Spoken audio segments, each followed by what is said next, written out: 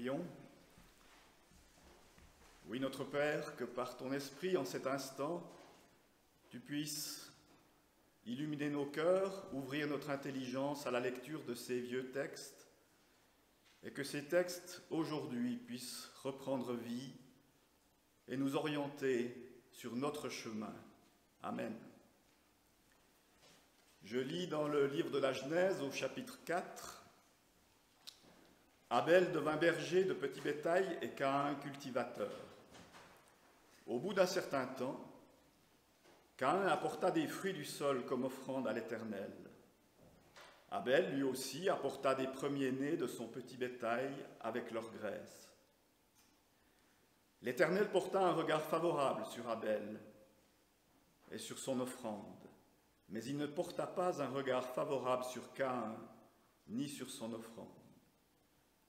Caïn fut très irrité et son visage fut abattu. L'Éternel dit à Caïn, « Pourquoi es-tu irrité et pourquoi ton visage est-il abattu? Si tu agis bien, tu relèveras la tête, mais si tu n'agis pas bien, le péché est tapis à ta porte et ses désirs se portent vers toi. Mais toi, domine sur lui. » Cependant, Caïn adressa la parole à son frère Abel, et comme ils étaient dans les champs, Caïn se dressa contre son frère Abel et le tua. L'Éternel dit à Caïn, « Où est ton frère Abel ?» Il répondit, « Je ne sais pas. Suis-je le gardien de mon frère, moi ?» Alors Dieu dit, « Qu'as-tu fait ?»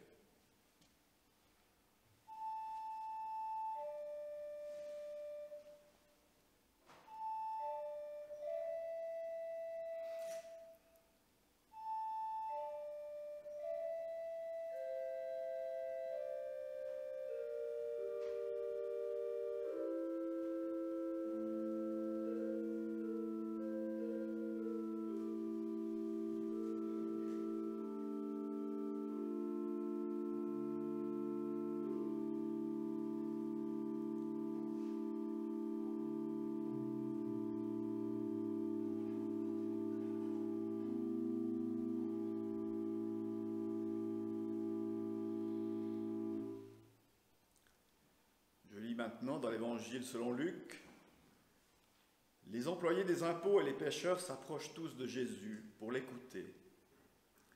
Les pharisiens et les maîtres de la loi critiquent Jésus et disent « Cet homme accueille les pécheurs et il mange avec eux. » Alors Jésus leur raconta cette histoire. « Parmi vous, un homme a 100 moutons et il en perd un. Bien sûr, il va laisser les 99 moutons dans les champs et il part chercher celui qui est perdu jusqu'à ce qu'il le trouve. Quand il l'a trouvé, il est tout joyeux. Il met le mouton sur ses épaules, puis il rentre chez lui. Il appelle ses amis et ses voisins et leur dit « Venez, réjouissez-vous avec moi. Oui, j'ai retrouvé mon mouton qui était perdu. » Je vous le dis, c'est la même chose quand un seul pécheur change sa vie. Dieu est dans la joie. Sa joie est plus grande que pour 99 personnes justes qui n'ont pas besoin de changer leur vie. Écoutez encore, une femme a 10 pièces d'argent, elle en perd une. Bien sûr, elle va allumer une lampe et balayer sa maison.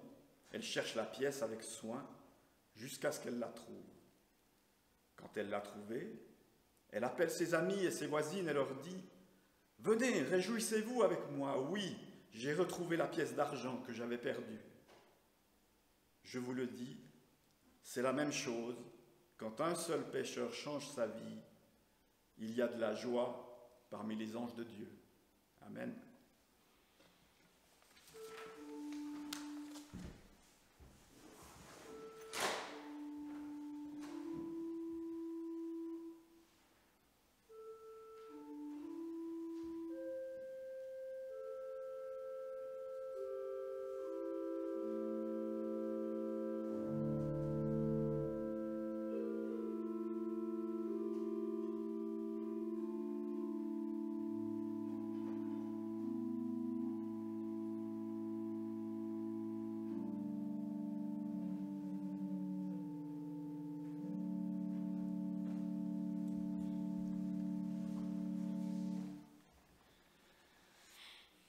Ces trois paraboles ont pour point de départ une critique que des gens font à Jésus. Jésus parle avec des personnes à qui il ne devrait pas parler et semble être l'ami de personnes qu'il ne devrait pas fréquenter. Des gens regardent Jésus vivre, parler et rencontrer et le critiquent. Et j'ai choisi ce texte précisément à cause de cette question-là. Depuis 8 ans que je suis pasteur, ici, j'en ai vu et entendu de ces critiques et de ces conflits. Parfois, il s'agissait de simples mouvements d'humeur, de colère passagère. Parfois, et cela est terrible, ces brouilles ont débouché sur une rupture de relation. Je ne me situe absolument pas au-dessus du lot, car en l'espèce, je crois que nous sommes tous faits de la même pâte. Mais dire cela ne rend pas la situation plus acceptable, loin de là. Bien souvent, cette phrase de l'apôtre Paul me trotte dans la tête « Autant que cela dépende de vous, vivez en paix les uns avec les autres. » Autant que cela dépende de vous. C'est-à-dire, avez-vous vraiment tout fait pour vivre en paix avec vos frères et vos sœurs, vos voisins et vos voisines? Avez-vous fait réellement le tri entre agression subie et susceptibilité mal placée, entre attitude blessante et taille de l'ego? En tout cas, Jésus, loin de considérer la détérioration d'une relation comme inévitable, loin de classer l'affaire en pertes et profits, saisit cette occasion pour nous donner 3 des plus belles paraboles de la Bible. Et ces paraboles sont à lire à 2 niveaux. Elles parlent bien sûr de la relation de Dieu et des humains. C'est Dieu qui va chercher cette brebis, cette pièce, ce fils perdu. Mais elles parlent aussi sûrement des relations entre nous. Parce que s'il y a 2 niveaux de lecture, il y a un seul mouvement. L'amour du Père donne vie au monde et transforme les relations humaines. Au centre de ce texte, donc, il n'est pas question d'abord d'une brebis perdue ou d'une pièce égarée. Non, il s'agit d'un berger et d'une ménagère. Le centre de gravité, ce n'est pas nous, c'est encore et toujours Dieu et son dynamisme créateur. Alors bien sûr, ceux qui critiquent Jésus doivent être agacés, voire même choqués, que Jésus compare Dieu à un berger et à une ménagère. Le premier est considéré comme impur et la deuxième, quand elle n'est pas impure, est insignifiante. Heureusement, si j'ose dire, la 3e parabole parle d'un père aimant, quoique permissif. À travers ces 3 types de personnes, il semblerait que Jésus englobe tout le monde. Il veut parler d'une attitude que tout le monde peut avoir. Quand tu perds une chose précieuse, que tu sois berger, ménagère ou père de famille, tu mets tout en œuvre pour le retrouver. Et si tout le monde agit ainsi, à combien plus forte raison Dieu? À combien plus forte raison Dieu dont l'amour dépasse toute raison? L'obstination de cette femme est exemplaire.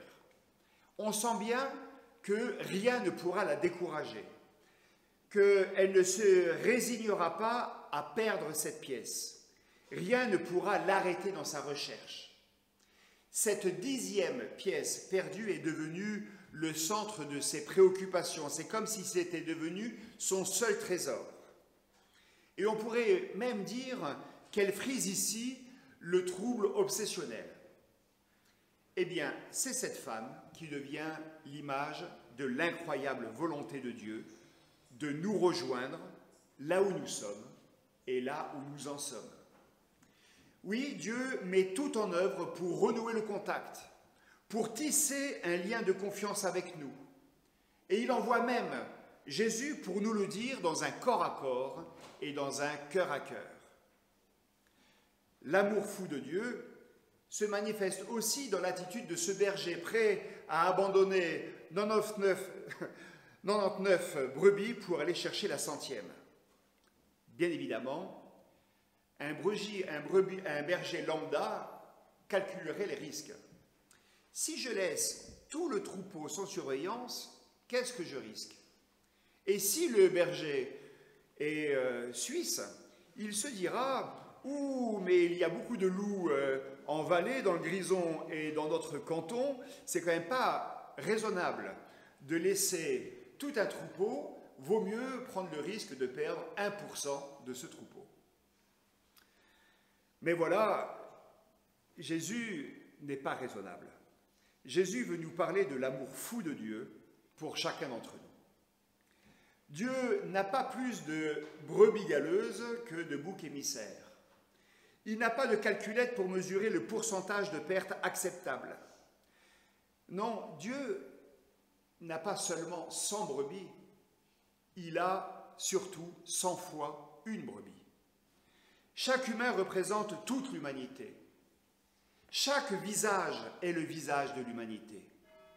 Et si Dieu abandonne un homme, une femme, alors c'est toute l'humanité qui est perdue. Si Dieu renonce à chercher celui qui s'égare, ou même si Dieu accepte de perdre celui ou celle qui prend une autre route, alors c'en est fini de nous.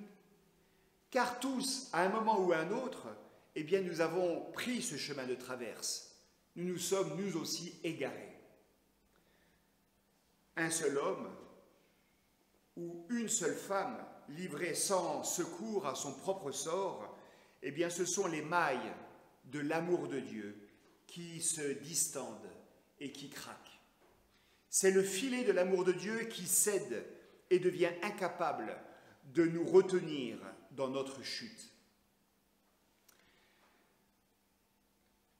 Voilà les images que Jésus veut offrir à ceux qui le critiquent, pour qu'ils comprennent que rien ne l'arrêtera, que sa détermination ne sera pas freinée par leur jugement. Et peut-être qu'effectivement, les hommes et les femmes que Jésus rencontre méritent réellement les reproches qui leur sont faits. Mais tout cela n'est rien par rapport à cette réalité de base. Ils sont et resteront des enfants de Dieu. Alors, en pensant à ce moment, je me suis demandé quel exemple je pourrais prendre pour parler de la joie dont parle Jésus dans ces 3 paraboles. Joie de ce berger qui retrouve une brebis sur 100, joie de cette femme qui retrouve une pièce sur 10, joie de ce père qui retrouve un fils sur 2, joie dans le ciel pour un seul être humain qui réalise l'amour de Dieu pour lui. Et je crois que ce que j'ai vécu de plus fort dans ce domaine est arrivé quand j'avais une dizaine d'années. Alors que nous vivions en Afrique, mon père et mes frères se sont lancés dans la descente du fleuve Niger en canoë. Et ma sœur, ma mère et moi-même, on devait les rejoindre à un point de rendez-vous à 17h. À 17h, il n'y avait personne, pas plus à 18, à 19 ou à 20h. Du coup, ma mère, inquiète quand même, décide de nous ramener, ma sœur et moi, à la maison pour retourner seuls, les attendre au point de rendez-vous, pensant que éventuellement nous pourrions dormir tranquillement dans notre chambre. Et de fait, nous n'avons pas dormi. Rongés par la peur et l'inquiétude, nous sommes sortis de nos lits et nous sommes allés attendre sur la route les parents disparus. Et nous les avons entendus en pleurs jusqu'à 2h du matin. Et nous étions réellement persuadés que finalement tout le monde était mort. Pas uniquement mon père et mes frères, mais aussi ma mère du coup. Eh bien, je peux vous dire que lorsque nous avons vu la voiture arriver, pleine de toute la famille, le canoë sur le toit, eh bien, ce sont des larmes de joie qui ont inondé notre visage. Effectivement, réellement, ils étaient tous morts et ils revenaient tous à la vie, bien vivants. Ils étaient sains et saufs. Et c'est de cette immense joie dont nous parle ce texte. Il ne s'agit pas d'un soulagement après la perte d'un jeu de clés ou d'un téléphone. Non, il s'agit d'un sentiment tellement intense qu'il reste gravé dans le cœur. Ces paraboles nous parlent à partir de comparaisons bien humaines, que chacun peut avoir vécu ou ressenti. L'angoisse de la perte, la peur devant la mort d'un être cher, et puis parfois, heureusement, l'incroyable délivrance de retrouver ce qui était perdu, égaré, ce que l'on croyait mort et qui en réalité est bel et bien vivant. Ce texte parle de Dieu et de chacun d'entre nous. Par ricochet, ces textes nous parlent aussi de notre communauté humaine, de notre communauté ecclésiale. Ce texte veut nous entraîner et entraîner les détracteurs de Jésus dans l'histoire de l'amour de Dieu qui irradie le monde et lui donne vie, comme la sève part du cep pour donner vie au sarment, puis aux grappes de raisin.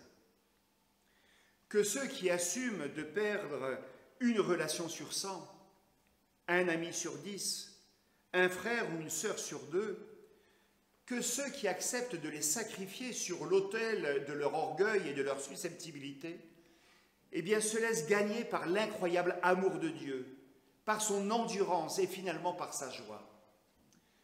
Car il y a une promesse.